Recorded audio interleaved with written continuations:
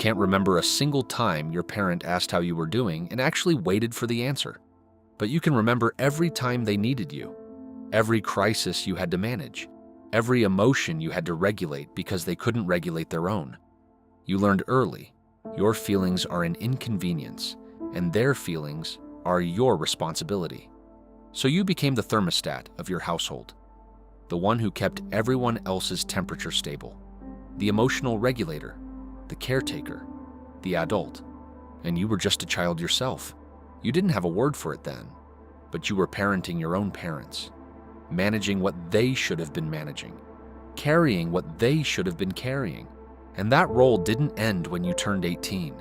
It didn't end when you moved out. It's still running your life right now. This is called parentification, and the damage it creates is invisible, because on the surface, you look fine, functional, hyper-capable. But underneath, you're carrying a weight that's shaping you in ways most people will never see. Today, we're talking about what happens when children become emotional caretakers, how it rewires your adult life, and how to finally put down what was never yours to carry. Parentification is role reversal. It's when a child takes on responsibilities, emotional or practical, that should belong to the adults. Sometimes it's obvious. You were translating documents at 8, managing bills at 12, raising your siblings while your parents were absent or overwhelmed. But more often, it's invisible.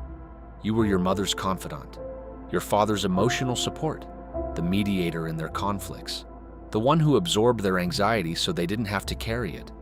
You became their parent, and they became people you had to manage. Psychologist Gregory Jerkovich studied this extensively.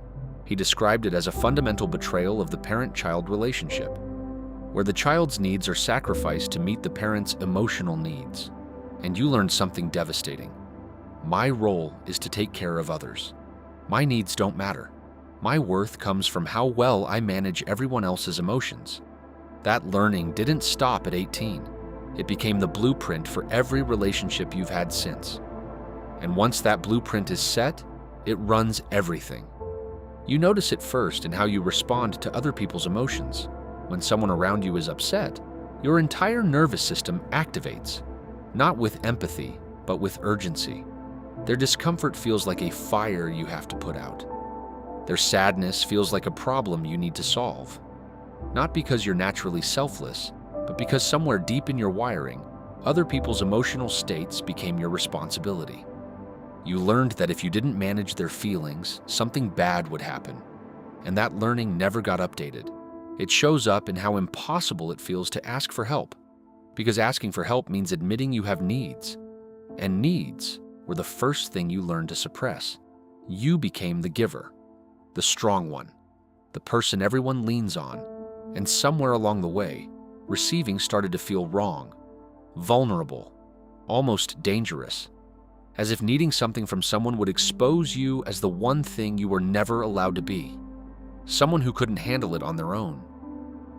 It shapes who you're drawn to, not people who value you, people who need you, partners who are emotionally unstable, friends who are always in crisis, jobs where you're the one holding everything together, because being needed is the closest thing to love you've ever known. It's the only role that ever felt like home. And underneath all of it, there's an exhaustion you can't quite explain, because emotional labor is invisible. Nobody sees the energy you spend anticipating other people's needs, managing their feelings, keeping everyone around you stable.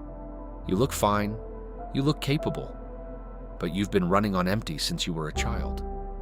And the hardest part is that you genuinely don't believe anyone will ever take care of you, because the people who were supposed to made you take care of them instead.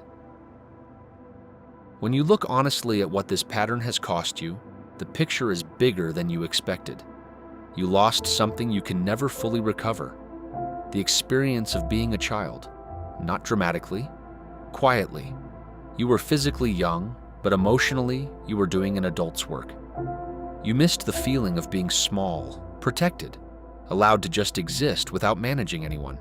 You had to grow up before you were ready, and nobody noticed because you did it so well.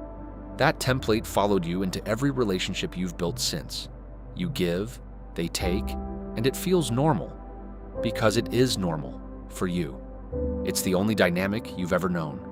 You can't set boundaries without being swallowed by guilt, because saying no feels like abandoning someone, like failing at the one job you were given. And at the deepest level, you've never quite trusted that love can exist without you earning it, because the first people who were supposed to love you unconditionally made that love conditional on you taking care of them. So now there's a part of you that believes, the moment I stop being useful, I'll be left. Here's why this pattern won't just dissolve because you understand it.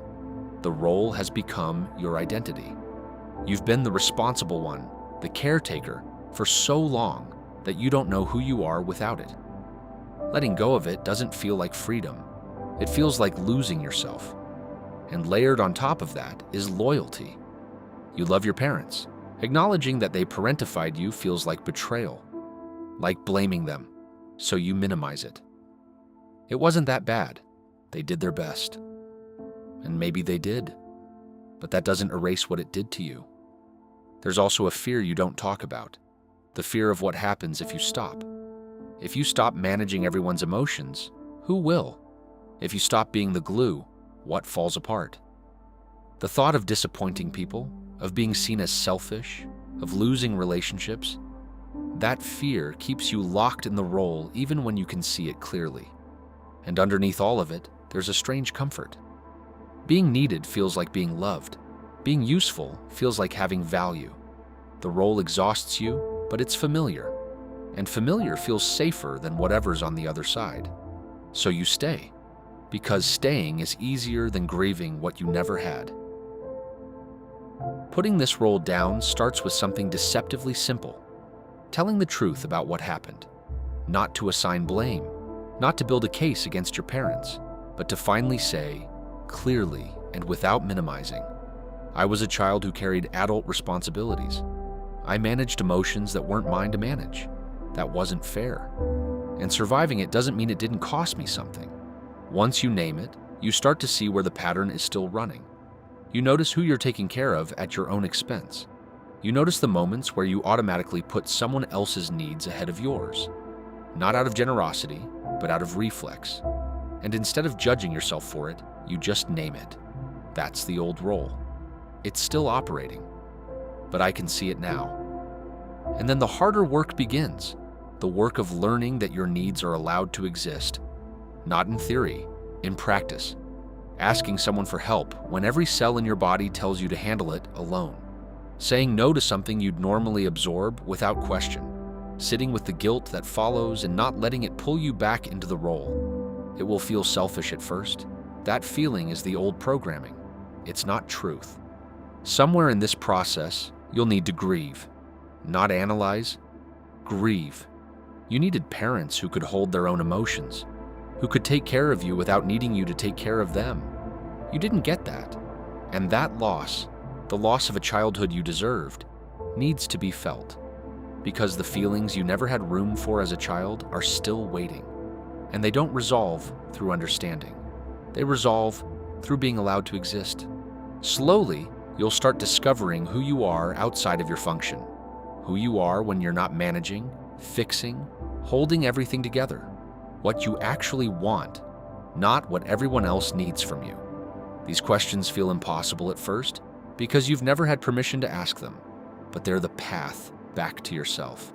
And as you walk that path, you'll start building relationships that feel different. Ones where people care about you even when you're not doing something for them. Where you're valued for who you are, not what you provide.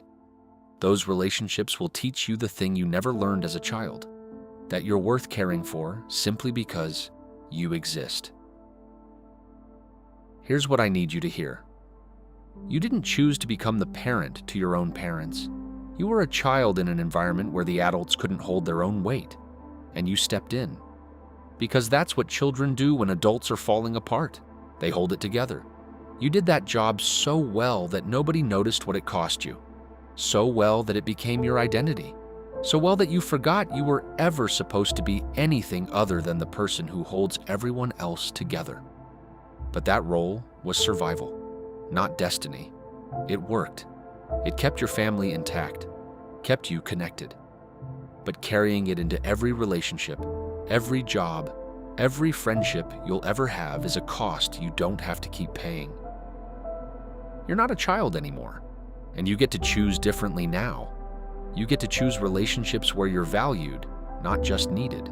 You get to discover who you are when you're not holding everyone else up. The damage of parentification is invisible, but it's real. And naming it isn't blaming your parents. It's telling the truth about what you carried and giving yourself permission to finally put it down. You were never supposed to be the parent. You were supposed to be the child.